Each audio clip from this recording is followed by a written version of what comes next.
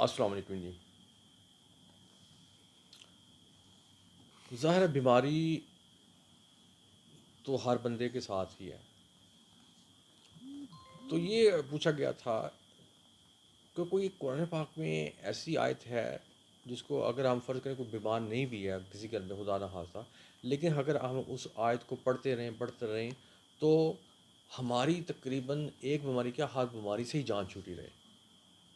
تو اس کا جواب ہے بالکل قرآن پاک میں ایک ایسی آیت ہے، اگر جس کو ہم اپنی روٹین بنا لیں، اپنی مسلسل ڈیلی بیسس پہ بھی اس کو پڑھ لیں، تو ان شاء اللہ ہمارے گھر میں کوئی بیمار نہیں ہوگا. ٹھیک ہے. اور یہ بھی قرآن پاک کی جو میں ایک آیت ہے، اس صورت ہے، اس کی آیت ہے جو آپ کو بتاؤں گا، تو یہ بھی بہت پاورفل ہے، اور اس سے بھی تقریباً تمام لا علاج بیماریاں اس میں بھی کور ہوتی ہیں. ٹھیک ہے. جیسے وہ میں نے ایک پہلے آپ کو بتایا تھا تلسی والا، تو اس قرآن کی پاک کے آیت میں ہر وہ چیز موجود ہے وہ جو اس میں تھی. تو اب میں اس کو شروع کرتا ہوں. اب میں یہ جو عمل بتانے جا رہا ہوں نا، یہ آپ کو، یہ قرآن پاک کی ایک بہت ہی پیاری سی، بلکہ سارا قرآن پاک تو سارے پیارا ہے، اس کی ایک جو صورت ہے اس کی ایک آیت ہے، اور ایک آیت ہے اور ایک صورت ہے پوری. اور اگر ہم یہ آپ عمل اگر کر لیتے ہیں نا، تو آپ یقین کریں کہ کوئی بھی بیماری چاہے چھوٹی ہو اور چاہے لا علاج ہو، آپ کے قریب پھٹک بھی نہیں سکتی. لیکن آخر میں ایک لفظ میں ضرور کہتا ہوتا ہوں کہ جو بھی آپ کو چیز بتائی جائے، میں اس کو کہتا ہوں جیسے، یعنی کہ یہ اگر آپ چیزیں پڑھیں گے، یہ عمل کریں گے نا، تو کوئی بیماری آپ کے نزدیک نہیں پھٹکے گی. یعنی کہ یہ ہر لا علاج بیماری کا اس میں علاج مفہوم ہے اس قرآن پاک کی جو آیا ہے. لیکن موت کو نکال کے ہمیشہ، کیونکہ وہ اللہ تعالیٰ کے ہاتھ میں ہے. ٹھیک ہے. کیونکہ اس کا ہمیں کہیں ایسا چیز نہیں ملتی. اب آپ کو تو یہ پتہ ہے کہ اللہ تعالیٰ نے ہر مصیبت اور مشکل کا حل قرآن پاک میں لکھا ہوگا. لیکن شرط یہ ہے کہ ہم روزانہ اس کو تھوڑا سا بھی ترجمے سے پڑھ لیں، تو ہمیں پتہ لگے گا کہ خدا نہ خواستہ ہمیں کسی جگہ پہ جا کے کوئی مشکل آتی ہے، تو آپ قرآن پاک کو کہاں سے تھوڑا سا اسٹڈی کریں یا اس کو یوز کریں کہ ہمارا وہ مسئلہ سالو ہو جائے. اور ظاہر ہے جب ہم اس کو ترجمے سے تھوڑا بہت بھی پڑھیں گے قرآن پاک کو، کیونکہ آج کل میں جانتا ہوں لوگوں کے پاس بہت زیادہ مصروفیت ہے، اتنا نہیں، لیکن پھر بھی کوئی آدھا گھنٹہ بھی نکال لیا جائے تو بہت ہے. تو اس سے یہ ہوگا کہ گھر میں بہت زیادہ برکت بھی پیدا ہو جائے گی، اور آپس میں جو گھر میں لوگ رہتے ہیں آپس میں ان میں اتفاق بھی پیدا ہو جائے گا، ان میں محبت بھی پیدا ہوگی. اور یہ جو وظیفہ میں آپ کو بتاؤں گا نا، یہ آپ کسی بھی دن کسی بھی وقت آپ پڑھ سکتے ہیں. اس کے لیے نہ کوئی دن مقرر ہے نہ ٹائم مقرر ہے اس کے لیے. ٹھیک ہے. بس یہ ہے. لیکن میں کہوں گا کہ یہ اس کو اگر آپ زیادہ سے زیادہ 10 منٹ کا بھی نہیں ہوگا، اگر آپ اس کو ڈیلی پڑھ لیں تو اس سے یہ ہوگا آپ پورے اپنے گھر میں جتنے بھی احباب ہیں سب کے لیے دعا مانگ سکتے ہیں. بلکہ یہ ہے لوگوں جو دوسرے تمام اہل مسلمان جو سب اے ٹو زی سب کے لیے دعا مانگ سکتے ہیں. اور پھر دیکھیں اس کے یہ کرنے کے بعد جو بیماری ہیں وہ گھر سے بھاگیں گی، جیسے کچھ شیطان نہیں بھاگتا ایسے بھاگیں گی. لیکن یہ وظیفہ تو بتا رہا ہوں، لیکن اصل میں چیز یہ ہے کہ اب جو یہ ہمارے مسائل بڑھتے جا رہے ہیں نا، جیسے روز بروز جیسے مہنگائی ہوتی ہے، مسائل، تو بندے اتنے ڈپریشن میں چلے جا رہے ہوتے ہیں کہ بہت محنت اسٹرگل زیادہ سے زیادہ کرنی پڑتی ہے، اور ان کے پاس بلکہ ان کو وہ عادت قرآن پاک کی پہلے اگر وہ تلاوت کرتے تھے نا، اب وہ اتنے بیچارے پھنس گئے ہیں کہ ان کو ٹائم ہی نہیں ملتا تلاوت کرنے کا. تو اس حالت میں آپ کو زبردستی ٹائم نکالنا چاہیے. کیوں نکالنا چاہیے؟ کہ یہ اللہ تعالیٰ نے یہ جو کتاب ہے نا، یہ ہمارے رسول کے ذریعے ہم تک پہنچائی ہے تاکہ ہم اپنے مسائل جو ہے نا اس کی روشنی میں حل کریں. اور یہ کتاب ایسے ہی نہیں آ گئی. اگر میں غلط نہیں ہوں تو تقریباً اللہ تعالیٰ نے اس کو کتاب کو اتارتے اتارتے اور ہمارے حضرت نبی جو آخری نبی ہیں ان کو اس کو فائنل شیپ دیتے دیتے تقریباً 22.5 برس لگ گئے تھے. اور میرا خیال میں ٹھیک ہوں شاید. اگر غلط ہیں تو آپ مجھے بتا دیجیے گا، لیکن میرا خیال میں نے ٹھیک کہا ہے. تو جب اتنا عرصہ آپ نے ایک چیز بنانے میں جب اتنا عرصہ لگے تو پھر دیکھیں اس میں پائیداری کیا ہوگی. 22 22.5 برس کو معمولی نہیں ہوتا اس کو بنانے میں اور آپ تک پہنچانے میں، اور وہ بھی آخری نبی کے ذریعے. تو اس لیے اللہ تعالیٰ نے وہ اس لیے ہم تک پہنچائی ہے تاکہ ہم اس میں سے اس کی روشنی میں اپنے مسائل حل کریں.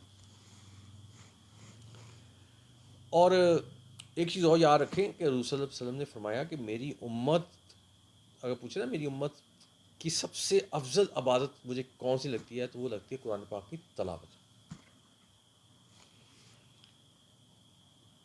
اور ایک اور چیز یہاں میں آپ کو بتا دوں کہ ہر مسلمان جو بھی ہے اس کو قرآن پاک سارا حفظ تو ہم نہیں کر سکتے، لیکن اس میں سے کچھ نہ کچھ پورشن ہمیں زبانی ہمارے ذہن میں یاد ہونا چاہیے.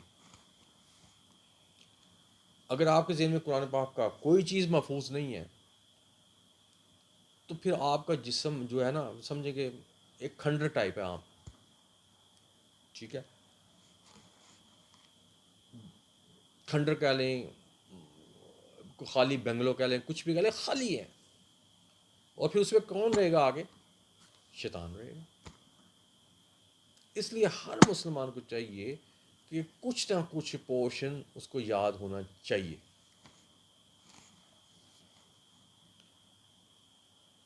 اور اگر وہ چیز اس پہ نہیں ہے، مطلب یہ کہ پھر اس کا مطلب وہ تو خیر و برکت کا حقدار ہی نہیں ہے جب اس پہ یہ چیز ہی نہیں ہے.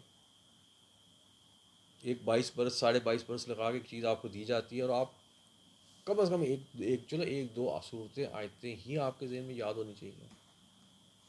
اور میرا تو خیال ہے ان شاء اللہ تعالیٰ، مجھے تو پتہ ہے کہ ہر مسلمان کے کوئی خالی نہیں ہے، سب کے اندر یہ چیز موجود ہے. میں تو 100% گارنٹی سے کہہ سکتا ہوں.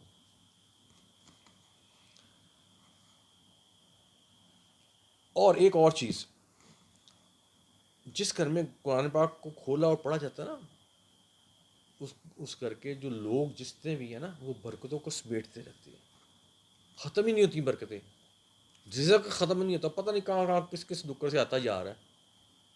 اور صرف یہ کس کی فضل؟ قرآن پاک، اس کی تلاوت کرنے سے. اور ایک اور چیز یاد رکھیں، اور ایسے گھر جن میں قرآن پاک کی تلاوت ہوتی ہے نا، جو فرشتے ہیں نا وہ اس گھر میں آنا پسند کرتے ہیں، بلکہ خوشی خوشی اس گھر میں آتے ہیں. اور جس گھر میں قرآن پاک نہیں کھولا جاتا، ظاہر ہے اس گھر میں تو فرشتے تو آنے کا تصور بھی نہیں کرتے. تو اس گھر میں کون آتا ہے پھر؟ شیطان آتا ہے. شیطان کی موج ہے کہ پھر ٹھیک ہے بھی ہم اس گھر میں چلتے ہیں، وہاں تو کوئی تلاوت شلاوت ہے نہیں، ہمیں کیا، ہم جا کے اس گھر میں یشی کرتے ہیں. لیکن جس گھر میں تلاوت ہوتی ہے، قرآن پاک کو پڑھا جاتا ہے، تو وہاں تو آپ سمجھیں کہ آپ کی کوئی فرشتے آتے رہتے ہیں. اور ان کے آنے سے کیا ہوگا؟ ظاہر ہے جب فرشتے آتے ہیں تو اے ٹو زیڈ ہر چیز دیکھتے ہیں، تو آپ کی کئی پرابلم تو ویسے سالو کر جاتے ہیں وہ خوشی سے اپنی. چلیں اب میں تمید کو ختم کر کے نا تو اب آ جاتا ہوں. یہ سب اس لیے آپ کو بتاتا ہوں تھوڑا سا، تاکہ جب میں آپ کو وہ وظیفہ بتاؤں نا تو آپ تھوڑا سا اس کو توجہ سے اور عقیدت سے اور اب پڑھیں. اب میں وظیفے کی طرف آ جاتا ہوں. یہ وظیفہ ہے سورہ النجم کا. اور یہ نہیں کہ پوری اب میں کہتا ہوں، اس کی آپ نے نمبر 1 پہلے آپ نے درود ابراہیم پڑھنا ہے، ایک دفعہ پڑھ لیں بہت ہے. اس کے بعد آپ نے سورہ النجم کی آیت نمبر 58 اس کو کتنی بار پڑھنا ہے؟ 7 بار. اس کے بعد آپ نے سورہ اخلاص پڑھنی ہے 3 بار. اس کے پڑھنے کے بعد پھر آپ نے درود ابراہیم پڑھ کے اس کو بند کر لینا.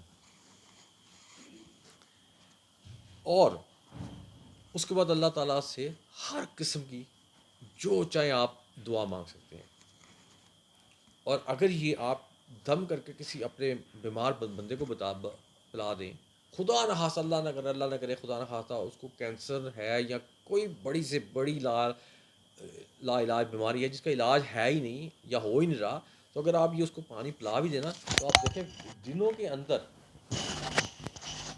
کے اندر وہ صحت یاب ہو جائے گی. کیونکہ یہ چیز ہی ایسی ہے، جب آپ یہ میں نے آپ کو بتا تو دی ہے، لیکن آپ جب آپ اس کو ترجمے سے پڑھیں گے پھر آپ کو پتہ لگے ہاں واقعی اس کے پڑھنے سے ہمیں بے انتہا ہمیں فائدے ہوں گے، اور بے انتہا ہماری بیماریوں کی سے جان چھوٹ جائے گی. اور اس لیے میں نے آپ کو کہا تھا نا کہ اس کی آپ کو دن مقرر نہ کرے.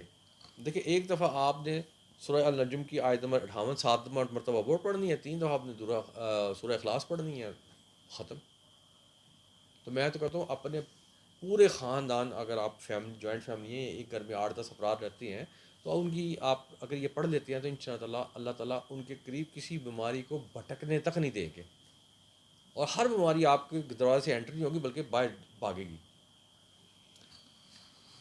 اور یہ جو وظیفہ تھا جو مجھ سے پوچھا گیا تھا جی کوئی ایسا وظیفہ ہے اگر ہم اس کو اپنی روٹین بنا لیں تو ہمارے گھر میں بیماری آئے ہی نہ، تو اس کے متعلق میں نے آپ کو یہ سارا کچھ بتا دیا.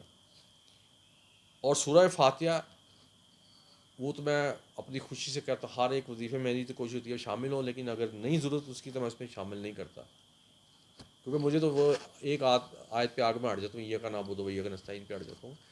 لیکن اس میں نے آپ کو کہا ہے کہ آپ نے سورۃ النجم پہلے درود پڑھا، پھر سورۃ النجم کی آیت نمبر 58 7 مرتبہ آپ نے پڑھا، سورہ اخلاص کو 3 مرتبہ پڑھا، دودھ ابراہیم پڑھ کے اس کو بند کیا، اور اس کے بعد اپنی ہر بیماری کے لیے اور بلکہ اور بھی جو آپ کی حاجات ہے اس کے لیے دعا مانگیں. اور اگر خدا نہ خاصہ اللہ نہ کرے گھر میں ایسا پیشنٹ ہے، چاہے وہ بچہ ہو، چاہے وہ بڑا ہو، چاہے وہ بوڑھا ہو، اگر یہ آپ کو یہ حضوری بیٹھک کی اجازت، اگر آپ یہ اس کو پانی پہ پھوٹ دم کر کے اس کو روزانہ پلا دیتے ہیں نا، تو دنوں میں وہ صحت یاب ہو جائے گا.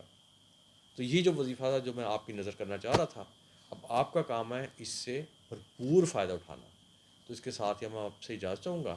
اللہ حافظ.